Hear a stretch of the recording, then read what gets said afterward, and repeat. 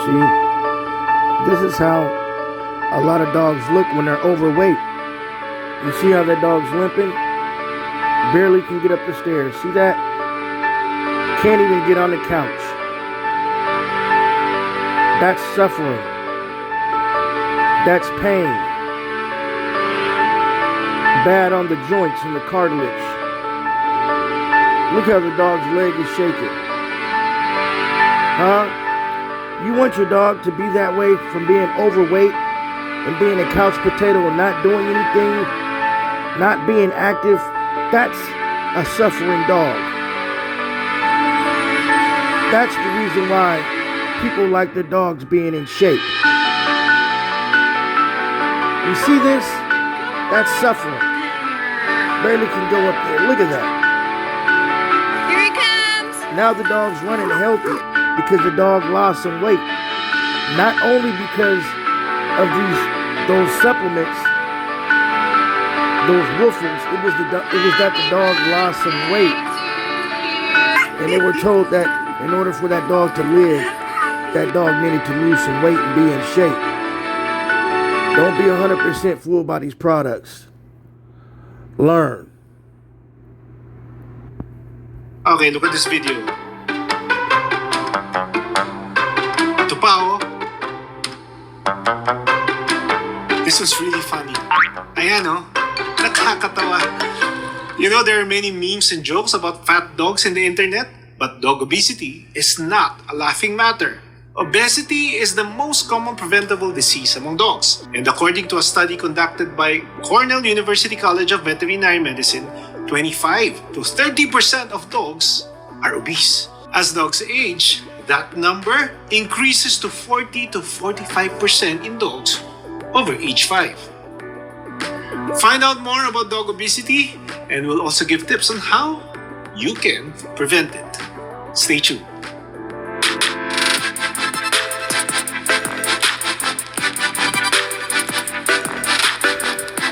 Follow us there. On with our topic for today, body weight is used to determine if a dog is overweight. In general, if a dog is 10 to 20% above their ideal body weight, they are considered overweight. Yan ha. If a dog is more than 10 to 20% above their ideal body weight, overweight.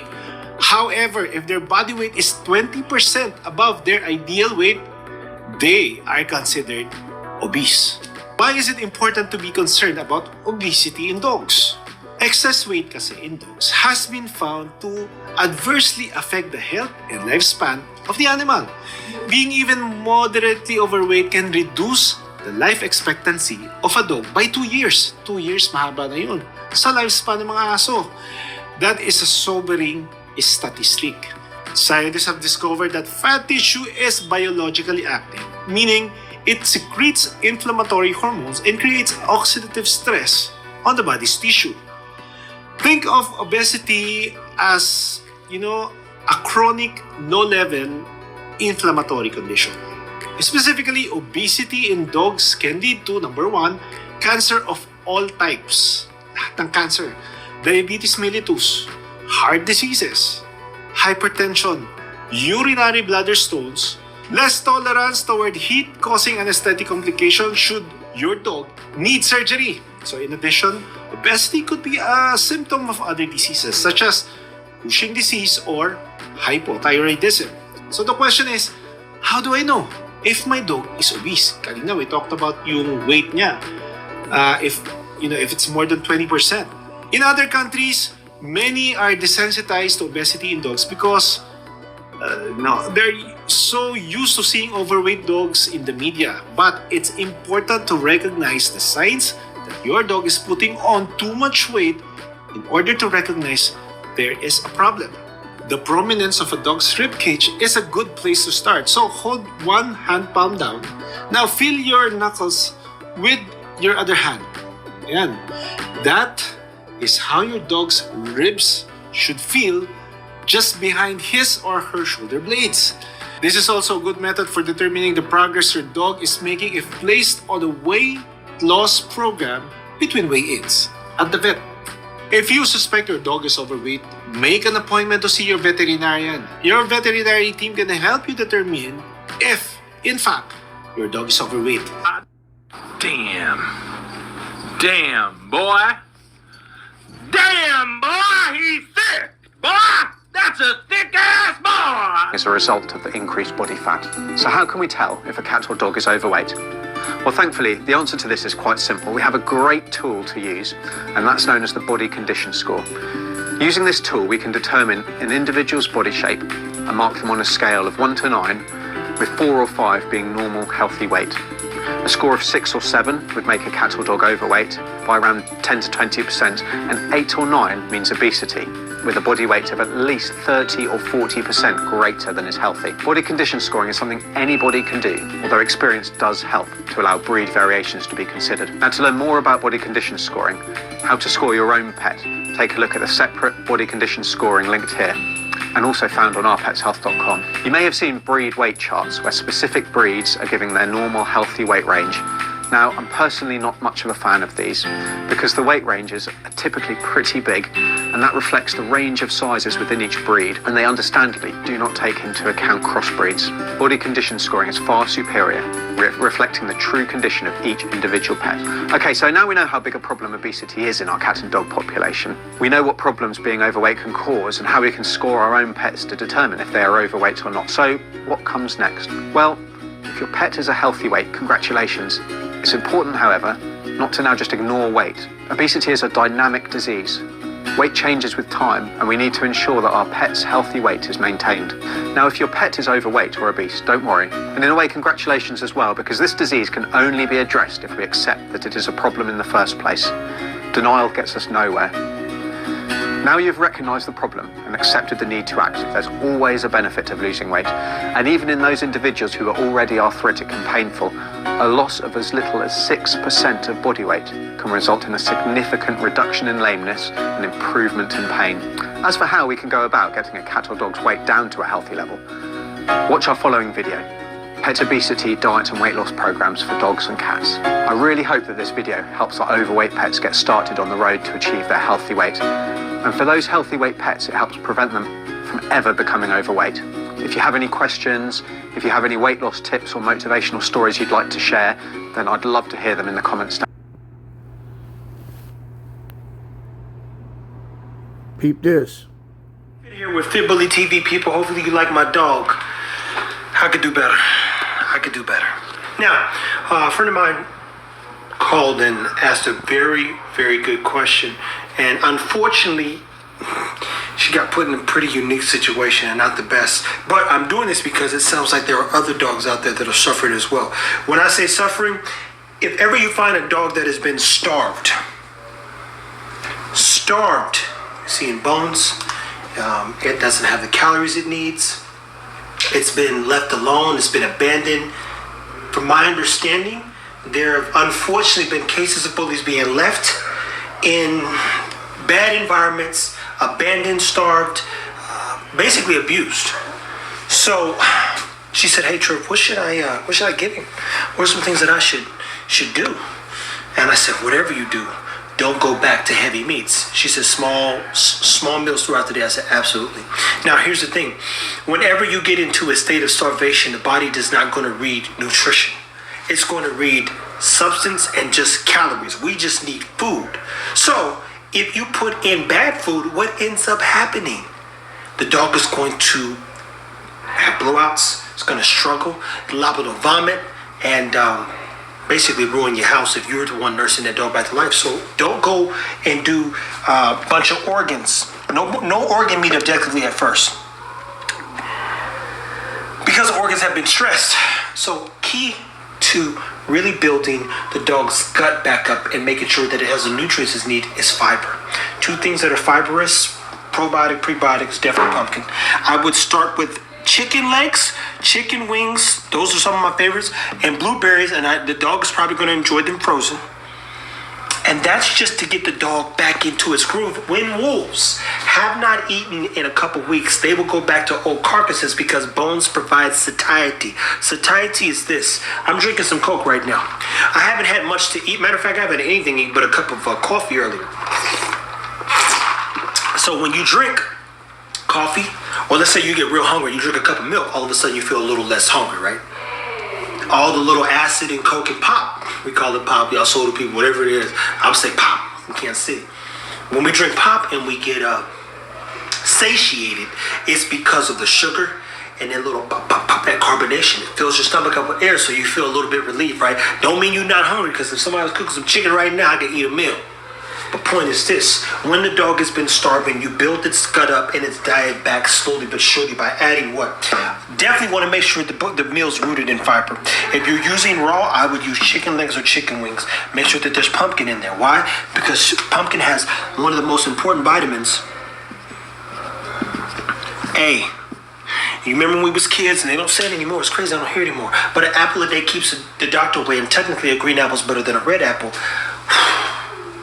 Vitamin A literally helps with muscle skeletal system. It helps with the muscle skeletal system, and even more importantly, it helps boost, build, and sustain your immunity. And in this case, the dogs normally, if any dog has been starving or struggling, its immunity is going to be a little down. The organs are going to be a little worked and stressed and not good. They're just not going to be good. So it's our job to slowly build it back up. So what does that meal look like? Again, I would do a chicken leg or chicken legs, depending on what size. I mean, you'd have to do the math on how many. Chicken legs, a can of pumpkin,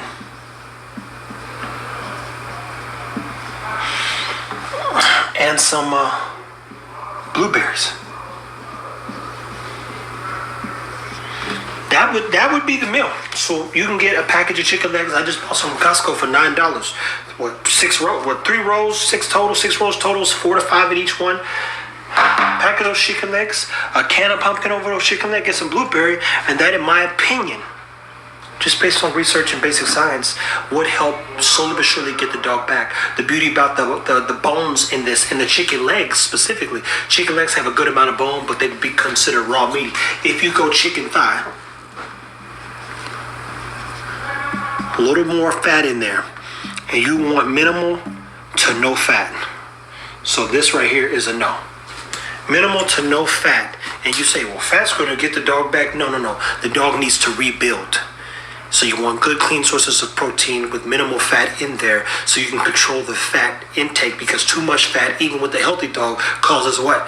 Inflammation and irritation, and then there's blowouts all over the place. And if you don't believe me, give your dog about 25 squirts in their mouth of any salmon oil by itself, or something that's super rich in fat. Matter of fact, give it a half a pound of Wagyu beef. You'll learn something about your dog real quick. So anywho, guys, I hate that this is going on. I felt compelled to put a little bit of this out there. This is what I would do if someone dropped the dog off. I saw its bone, it was starving. It hadn't had enough meals or any meals or barely any, like no food and no sustenance. I would start with some chicken legs. I'd give it one, see how it does. And you give it 2, and you give it another one throughout the day. And then you turn around and say, you know what, now I'm going to give them a chicken leg, a can of pumpkin, and some blueberries. And, of course, a little water on top of it. And then eventually, once we get through week 2, I would then add some beef bone broth and all those other things that are on Pet Achievers Club if you're interested in getting a class on how to feed your dog nutritiously. Or, you know, what I would feed the dog, to say the least. And then my dog tools is where we have a lot of guides still for those that are interested in those. And again, I'm learning a lot about nutrition. We're learning things every day. We got more work to do. Stay tuned. Take care of your dogs. If you're dealing with a starving dog, or you take on a dog that hasn't had its meals regulated or a consistency in their meals, to say the least, God bless you for one. You know, and I do hope that dog turns out okay. But you want to get that dog's stomach regulated quick. And I do mean quick, fast, and in a hurry. And you want to do that by making sure you don't cause any more stress on the stomach, okay? Throughout the years of Villalobos being located in New Orleans, So you found a puppy? I did. and getting dogs dropped off on a regular basis, they come in all sorts of conditions, different situations. I would like to think that it can't get any worse, that we've seen the absolute most horrific conditions that any particular dog comes to us in. Then a dog comes along in such horrific shape that it just literally knocks the wind out of you. All right, baby, we got you. All right, we're just gonna get a little tiny blood sample from her. Can you Just a little. Doing good. I know it's a lot, but you're gonna be better. A dog See that we this? named Alicia was dropped off at the rescue, and she is by far one of the worst, if not the worst, case we've ever had of a dog being emaciated. So it is essential that you get the dog into the vet immediately. So obviously the biggest thing with her right now is her weight. Trying to get her to gain weight. It was like, oh my God. It really touched home because it's just sad how people could just draw with a dog so easy. Just looking at Alicia, you could tell she was in a real bad situation. How many pounds she weigh? Right now she's only 25 pounds. 25. It was heartbreaking seeing how thin and malnourished Alicia was. She's definitely up there as far as one of the most emaciated dogs I've seen. She's probably about half of what her body weight should be. She does have a good amount of parasites, okay? Right. Skin type. In her stomach. In the stomach. She was anemic because of internal parasites that she had that were basically sucking up her blood from inside of her intestines. So we dewormed her, and she's gonna go home on some additional dewormers as well. All right then. When they're this emaciated, we have to be really careful with how we refeed them. If we give them all the food in the world, they can actually make themselves a lot sicker. So what I'm gonna have you guys do is actually feed her puppy food, but in very small amounts, frequently throughout the day. Oh, just like a puppy, basically. Yeah, to try to work her back into the calories and the nutrients. Yeah. It normally takes weeks to months to really get them on a normal feeding schedule. I go very, very slow and gradually introduce larger meals at a time. Look at that tail. Look, I she's know. still happy though. We're gonna get you fattened up, okay? That's it, man. Even though she's in bad shape right now, she's such a sweet girl. Yep. All right, so thank you for that. And we'll see you in a week. Yep, see you in a week, and we'll reweigh her, see what kind of progress she's made, and make any adjustment to her feeding plan then. All right. Okay. All right. Thank you for working Thank you with us guys. and getting Thank you guys for taking Great. care of her. Pit Bull is a very strong breed. My favorite thing to say is if you fight with them, they're going to fight for you. So, we're going to fight with her, and she going to fight for us to get back healthy and to put all that loving on us. Hey, so you got it, my baby? Come on, my little girl. Good job. Because I'm more than sure she's going to be one of the best. We need for the guys to do over there is give her plenty loving, feed her as instructed, and just get this dog stronger every day. Good. Good girl, my baby. That tastes good. She need all the loving she could get. She a sweet girl. We'll get you a little more later, okay? Yeah, she tearing that up. She ain't stopping. She has been eating real good, but if she's not picking up any weight within a week, we know we need to get her to the vet. But as of right now, we just gonna give her some time to settle in. I'll be okay. You'll be good for them, okay? So you gotta take care of you. Okay. Check back on you. Bye, Alicia. Yeah, you kind of stepped into What's up, How's Doc? she been doing? She hanging in there. Okay, great. So Alicia came in an emaciated state. She's obviously very, very thin, doesn't have a lot of muscle on her. She did have some internal parasites, and she also is heartworm positive. So I think that was a big part of why she was unable to gain weight before, coming in to see me. Any concerns with her? Any problems so far? No, not that we know. Perfect. We just need this skin to pop out over these Yeah. ribs. You And- getting there.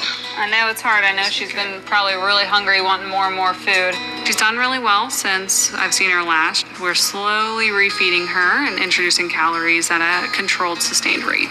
So good. It sounds like you guys are doing good work. Let's just keep that up. It looks like she's already gained about 6 pounds. That's amazing. Man, so somebody doing something right. Yeah, she's doing great. So she's gained about 6 pounds, so that's already a big jump for her. So it's kind of hard to see right now, but she has been gaining weight. We got to be gradual with it.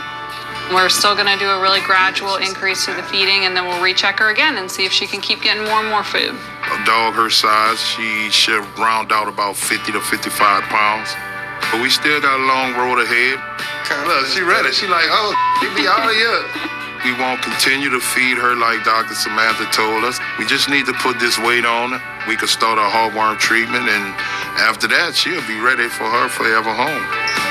All right, thank you. All right, Yes, ma'am. thank y'all. baby girl. Look how beautiful this girl looking. She done filled out a lot, huh? Hell yeah. Alicia was a little girl dropped off to us in a bad condition. Hey, my mom. Really emaciated. She was weighing 25 pounds. And we've been working hard to get her back up to par. We gotta sway you real quick, okay? All right, come on, baby. Let's go. Come on, man. Now she's looking so beautiful and came a long ways. Just anxious to see how she's gonna weigh up. She's doing good. Good girl. She know. What? 40. What? 43. 44. 40. You giving her 44? 44. Out the door. Baby, so good, man. She didn't almost gain 20 some more pounds. She didn't almost double her weight in a couple of weeks. It was real exciting to see. Just like make everything, worth it. To me, what you got is a dog that been through some things we probably couldn't even imagine. Oh, yeah? Now you want to give me some? You my friend. And to see her bloom like that, man, it's just the best feeling in the world, There she go. There she go. Nah, look.